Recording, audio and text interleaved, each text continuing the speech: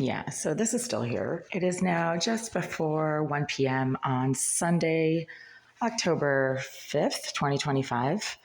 I have called the Boston Police 911, I don't know, 6, 7 times since last night regarding the fact that this pile was here at 11:30 when I came back to the building after being out with friends for the evening.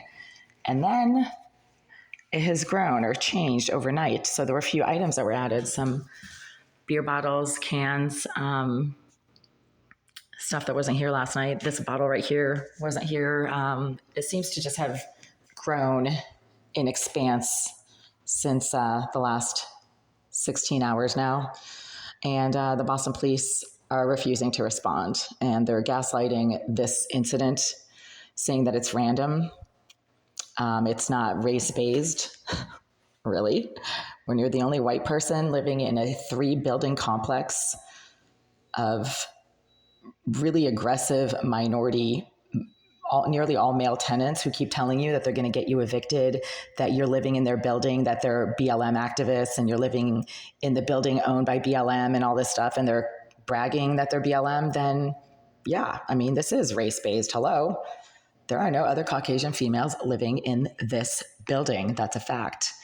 Interestingly enough, the same person who left this pile of trash right here in front of my door, which was wet toilet paper approximately 10 days ago, which is still here. Nobody has moved it.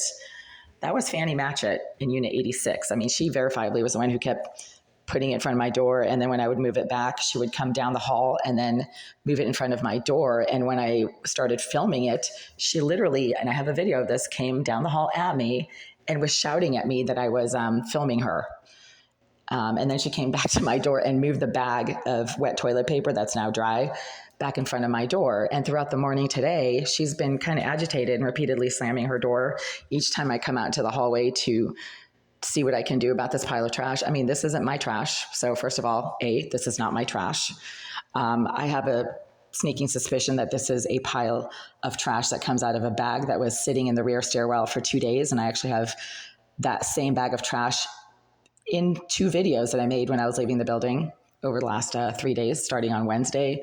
It was in a green trash bag that was on the 3rd floor, directly below this one in the rear stairwell. That's probably where this comes from. And there could be toxic biohazardous stuff in here that I shouldn't have to touch myself or even walk through to get to my door. And yet the Boston police have failed to respond. Apparently the police report that was written up last night was rejected by the supervisor. Isn't that interesting? So what happens when you report a race-based hate crime to the local police and they refuse to do anything about it? Then you bump up the issue to the federal level and you contact the U.S. Attorney's Office for your district, and you can also contact the FBI and the Department of Justice. So the DOJ at this point is run by the Trump administration, which is much more efficient and much more on top of things in terms of addressing race-based crimes than the Biden administration was. I mean, they're basically saying that all white people are racist and deserve to be treated horribly like this. That was Biden. He was a reverse racist and clearly didn't like white people and enacted policies that were anti-white.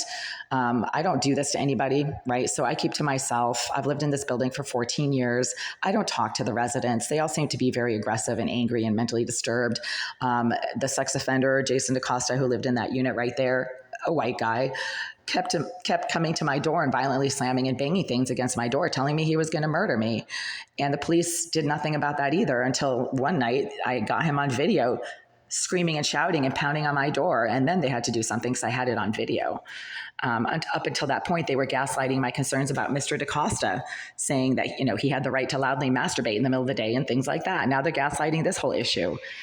The E13 are completely corrupt in terms of refusing to investigate BLM activistic crimes against my tenancy as it occurs in this building, because this building is owned and operated by huge BLM supporters, the Greenville Group, Oleg Aleseyev, Alex Kritnik, who are actually a transnational criminal group running things out of Russia. And for some reason, they really just love to cram a large number of very aggressive, disturbed, hate-stalking BLM psychos in this building. They're all BLM psychos.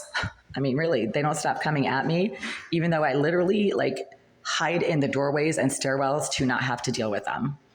And then this happens. So there we go. It is now 12:50 p.m. again on Sunday, October 5th. I just called 911 twice and they are refusing to respond. So this needs to be bumped up to the federal level. It will be reported as a hate crime because that's what it is. This is the third time in the last 6 months that somebody has left a giant pile of trash in front of my door for no reason. And because I do not speak to or interact with any of these low-life hate stalking rejects, they seem to be angry about something. And then this is what keeps happening.